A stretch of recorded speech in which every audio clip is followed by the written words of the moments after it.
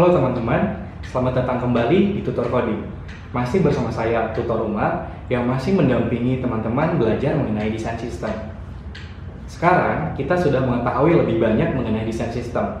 Lalu, apakah teman-teman sudah tahu bahwa teman-teman sudah membutuhkan desain sistem dan perlu membuatnya dalam proyek ini atau belum? Jika teman-teman merasa sudah harus membuatnya, maka teman-teman perlu mengetahui hal-hal yang perlu diperhatikan untuk membuat desain sistem. Pada sesi ini, kita akan membahasnya. Hal yang perlu diperhatikan untuk membuat desain sistem, yang pertama adalah pastikan untuk mengkomunikasikan sedini mungkin dengan seluruh tim seperti project manager, developer, atau bagian terkait di dalam project mengenai desain sistem yang dapat berkontribusi secara maksimal di dalam project. Yang kedua adalah keep it simple. Harus tetap menjaga keseimbangan antara kebebasan mendesain dan kontrol. Buatlah komponen yang sesuai dengan yang diperlukan saja.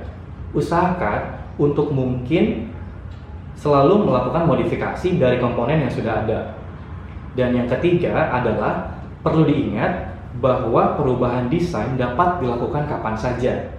Desain sistem bukanlah sistem yang permanen, sehingga setiap komponen di dalamnya masih dapat diubah jika terdapat alasan yang valid atau setelah dilakukan iterasi desain. Lalu, yang keempat yang perlu diperhatikan adalah buat smart documentation, yaitu pembuatan komponen desain yang baik seperti pada tool Sketch, kita dapat menggunakan simbol dalam pembuatan elemen atau komponen.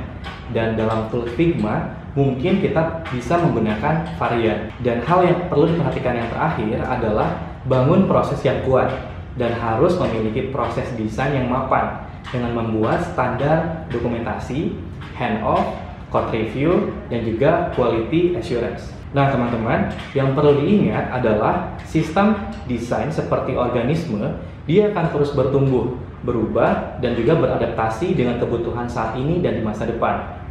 Memanfaatkan best practice ini, mulai dari berkomunikasi sejak dini dan menjaga sistem desain tetap sederhana, hingga membangun smart documentation, sehingga kita memiliki kesempatan yang baik untuk memaksimalkan upaya kita agar berhasil dalam membuat desain sistem yang maksimal.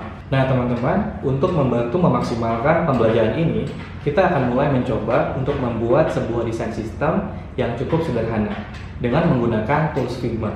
Pada sesi ini, saya akan memandu teman-teman untuk mulai mempersiapkannya dan akan dilanjutkan di sesi video selanjutnya. Teman-teman, pertama kita akan siapkan desain UI inti yang akan kita buat sebagai contoh untuk membuat sebuah desain sistem. Ini adalah UI desain inti yang saya siapkan untuk pembuatan proses kali ini. Ini saya menggunakan desain inti yang di-download dari community Figma, atau teman-teman bisa menggunakan desain sendiri atau juga menggunakan community dari Figma seperti saya sekarang. Di sini saya mendownload di Figma Land. Teman-teman bisa ketikkan pencariannya adalah landing page di community Figma. Halo teman-teman, tadi kita sudah belajar praktik membuat desain sistem dari mempersiapkan UI inti sampai dengan menyusun kategori dari komponen UI di Figma. Kita akan melanjutkannya ke sesi keempat. Kita akan memasukkan komponen atau elemen ke dalam kategori masing-masing dan juga membuat pattern dan guideline-nya. Sampai jumpa di video selanjutnya.